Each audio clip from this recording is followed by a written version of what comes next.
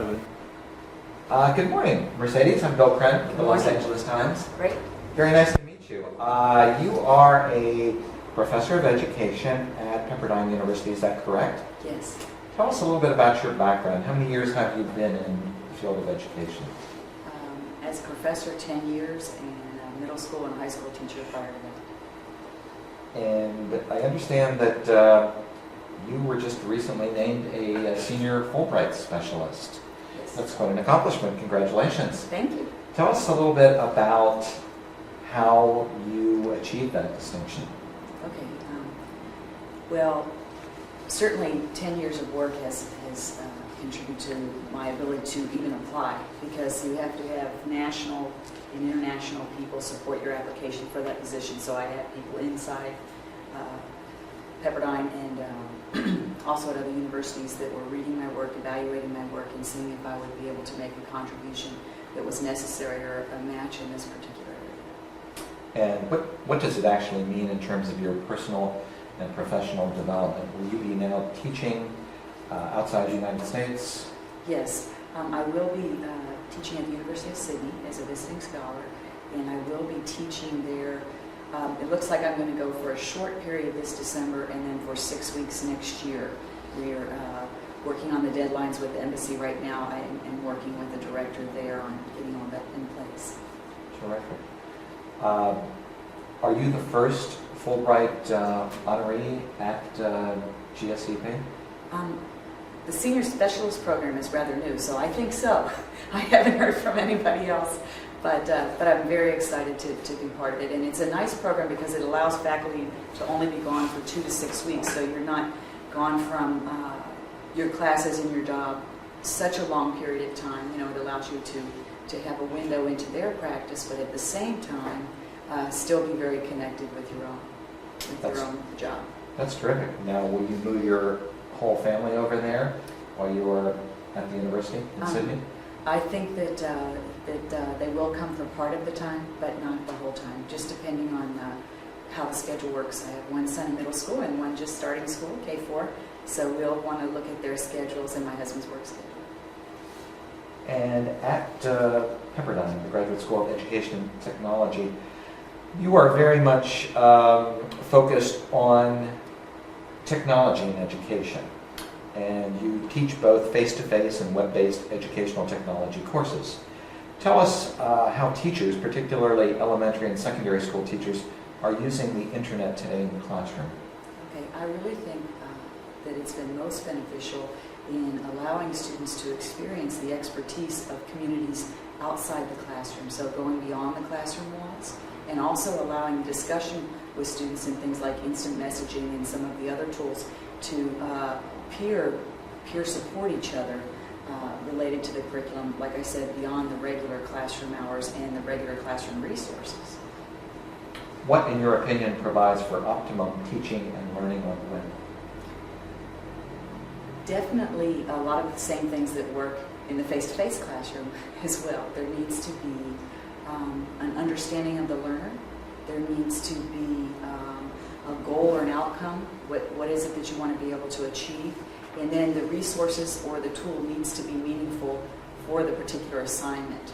So if I was teaching, let's say, fractions to second graders, I might use an animation of a pepperoni pizza on one of the sites and have them cut it and work with it and determine that. And then also maybe we would create a pizza in the classroom, so there would be follow-up in 2 different places with that.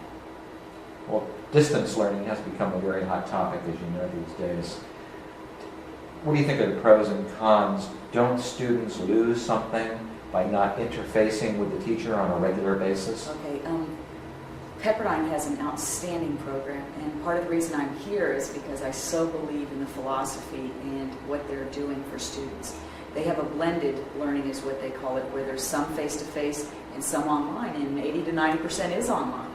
And so it's a community model. You go through the entire program with a cohort of 20 to 25 students, and we do a tremendous amount of community building kinds of exercises at the start, problem-solving activities to get people to work in small groups and large groups, so that when they go back to their workplaces, in their homes, they have their peers as well. So we're not just learning solely from the instructor, but also from the colleagues. And another terrific asset of the Pepperdine program that was new for me is not only do they have a strong contingency of educators, but they also have a vast contingency of people from the business sector. So we have people from Lockheed, from Boeing, a lot of private consultants, and these people bring in a wealth of knowledge that helps the educators, and the educators certainly help them with understanding the learner. So our diversity in our student base has certainly contributed to that community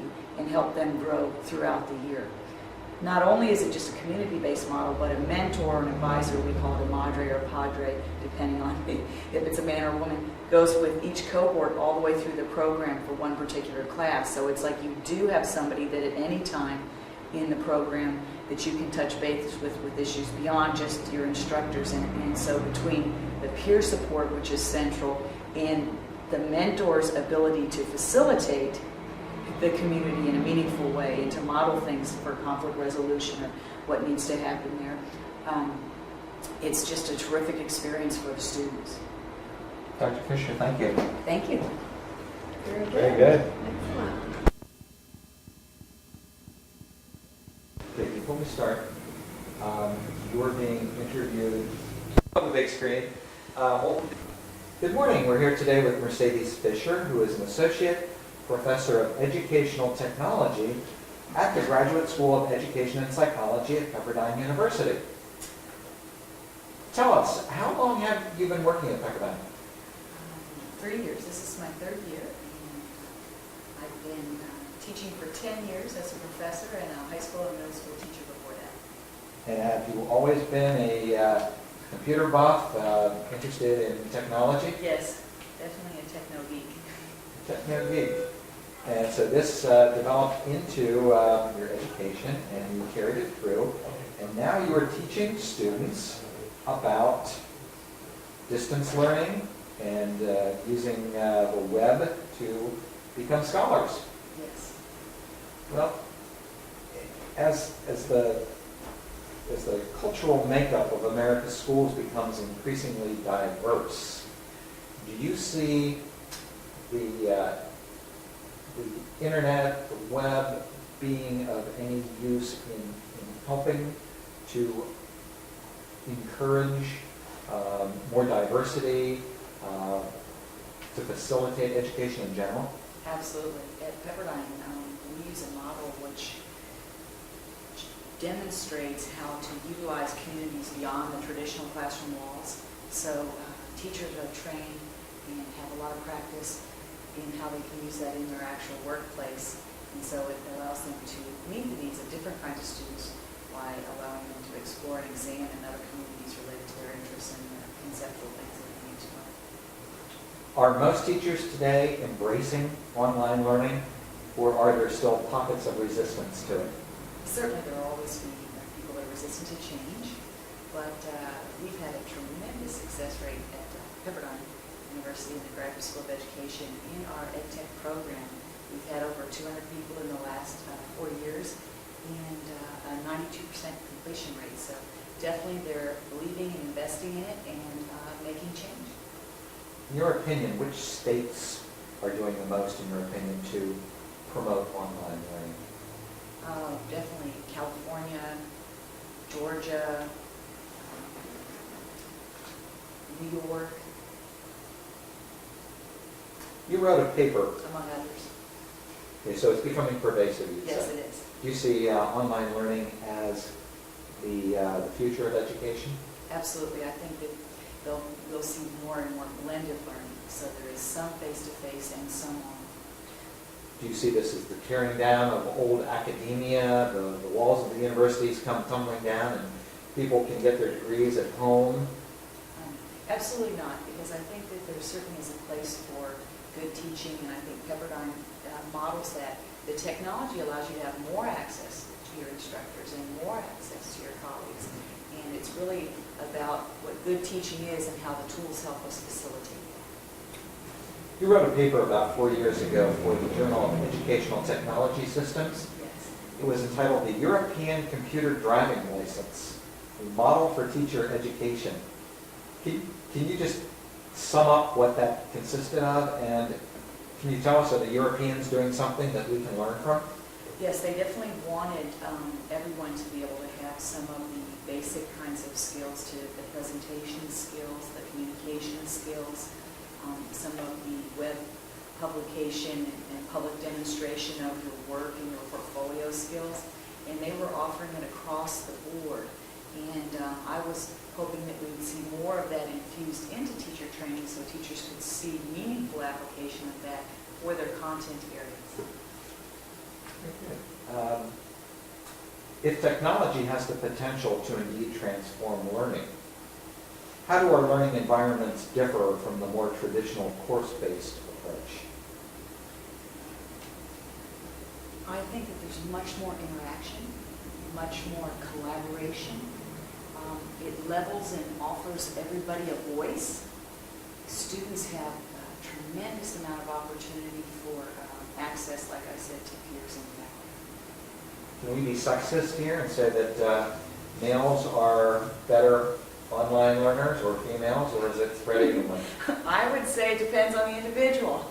At Pepperdine, we've had again and again, we've had terrific success with a social constructive model where students work together in co-building, knowledge sharing, knowledge management kind of activities in their workplace, in their classrooms, in their instructional training programs.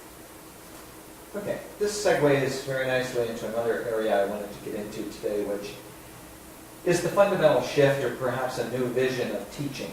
That is that the educational system is now focused on learning rather than teaching. In other words, teachers are gradually becoming advisors, managers, and facilitators of learning rather than providers of information. What do you feel about that? I absolutely agree. The whole focus for teachers should be on impacting students and their learning and their learning style and what they need. So our program is very much student-centered in that there is a lot of opportunity in project-based assignments and the collaboration for people to create it in a way that's meaningful for them. Do you think our government, both the federal government and state governments, are doing enough to help facilitate better education? I absolutely think that they have an ear and that they're listening, and I think our proven track record at Pepperdine University has enabled us to be a model and be amongst that conversation. Well, here in California, and of course you've been teaching at Pepperdine now for a number of years, Governor Gray Davis has implemented many educational reforms ranging from class size reduction to standardized exit exams. Many people feel, though, that his measures have proven ineffective. What do you think about that?